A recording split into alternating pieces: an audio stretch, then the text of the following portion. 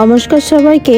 এবার একটা review video নিয়ে চলে এসেছি। ফেসবুকের টাইমলাইনে ঘোরাঘুরি করে মেহেদি রাঙা কত সুন্দর ডিজাইন করা হাতগুলো দেখেই মন চায় যে একটু মেহেদি পরি। আমার বিয়ের সময় আমি মেহেদি পরেছিলাম এক আপুর কাছ থেকে। তখন খুলনাতে সেই আপুর খুবই নাম ছিল যে খুব ভালো মেহেদি পরা। সেই আপুর কাছ থেকেই আমি মেহেদিটা পরেছিলাম। সেই 2020 সালের কথা। আর 2025-এ এসে মনে হচ্ছিল আর একটু যদি মেহেদি পড়তে পারতাম। যা ভাবা সেই কাজ। কাকাতো বোনের বিয়েতে আমরা দু বোনে মিলে মেহেদি পরলাম। কিন্তু প্রথম দিকে মনে হচ্ছিল যশোরে এমন ভালো কেউ মেহেদি পরাতে পারে কিনা জানা নেই। হুট করে আইরিন আপুর পেজটা সামনে আসলো।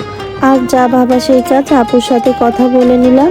আপু অসুস্থ থাকার জন্য আপু নিজে আসেনি, কিন্তু আপু নিজেও খুব সুন্দর মেহেদি পরায়। আপুর যে অ্যাসিস্ট্যান্ট আছে তাকে পাঠিয়েছে, সেও খুব সুন্দর মেহেদি পরায়। প্রথম দিকে ভেবেছিলাম আপু আসবে না, তাহলে সে আবার কেমন পরাবে, মন মতো হবে কিনা। না, মন মতোই আমাদের হয়েছিল। আর সেই মেহেদি পরা দেখে তো সোনা মেয়েটাও মেহেদি পড়তে চলে এসেছে যে আন্টির কাছে মেহেদি পড়বে। এইদিকে তো আপুর সাথে কত গল্প করলাম আর মেহেদি পড়লাম, কারণ টানা এতক্ষণ বসে থাকা তো সম্ভব হচ্ছিল না। গল্প করতে করতে সময় চলে গেল। আর এদিকে আপু বলছিল, আপনাদের ভিডিও তো আমি দেখি, আমি তো ভাবতেই পারছি না আপনাদের আমি মেহেদি পড়াতে এসেছি। লাস্টের দিকে রাত হয়ে যাচ্ছিল অনেক। আপু তো তাড়াহুড়া লাগিয়ে দিয়েছে যে তাড়াতাড়ি কাজ করতে হবে। তাড়াতাড়ি কাজ করলেও খুব সুন্দর কাজ করেছিল।